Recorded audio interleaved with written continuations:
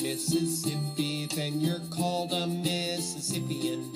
And if you live in Philippi, they call you a Philippian. It's also a letter written by Paul, and we are going to read it all. Thankfully, it's pretty small, so come along with me and read Philippians. Good evening, friends. This is Emily Elephant. And Sam the Turtle. With the Nightly News. That's the news nightly. What's the news, Sam? Joy. Joy? Yep, joy is in the news, Emily. The joy that comes from knowing that God is with us, even in tough times. Like Paul, in prison. That's exactly right, Emily. God can take bad things and turn them into good things. God takes the bad and he turns it good. We know he will, and Paul knew he would. And it's amazing. All right.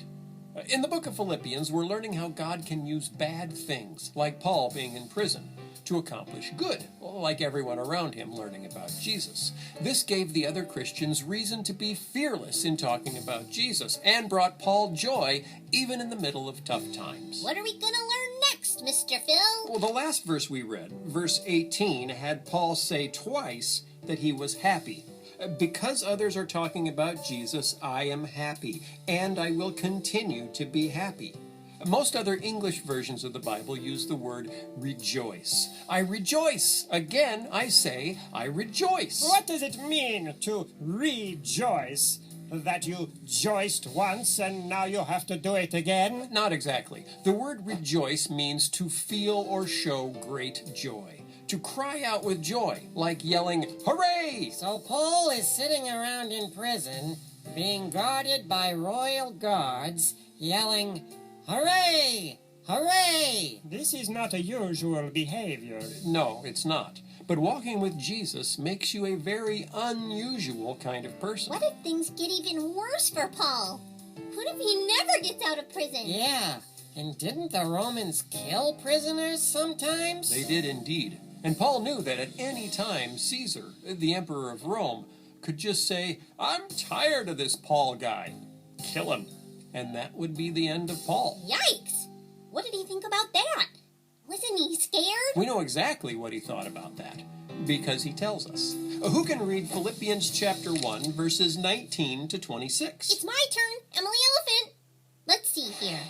You are praying for me, and the Spirit of Jesus Christ helps me. So I know that this trouble will bring my freedom. The thing I want and hope for is that I will not fail Christ in anything. I hope that I will have the courage now, as always, to show the greatness of Christ in my life here on earth. I want to do that if I die or if I live. To me, the only important thing about living is Christ. And even death would be profit for me. If I continue living in the body, I will be able to work for the Lord. But what should I choose, living or dying? I do not know. It is hard to choose between the two. I want to leave this life and be with Christ. That is much better. But you need me here in my body. I know that you need me, and so I know that I will stay with you. I will help you grow and have joy in your faith.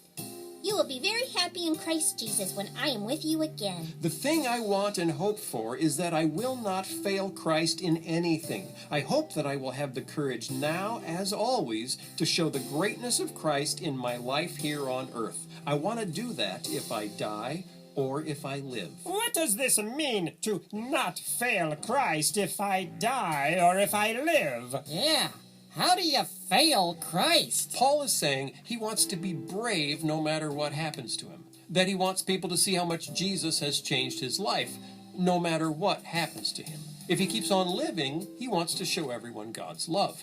And if he dies, and he knows he's going to die eventually, he wants to show peace and joy and trust in God in the way he dies. Then Paul writes one of my favorite verses in the whole Bible. To me, the only important thing about living is Christ, and even death would be profit for me. The Bible I had as a kid said it this way: for me, to live is Christ, and to die is gain. Paul is saying, while I'm alive, my whole life is about Jesus and his love. If I die, that's not a scary thing. In fact, it's even better because I'll be with Jesus. Wow.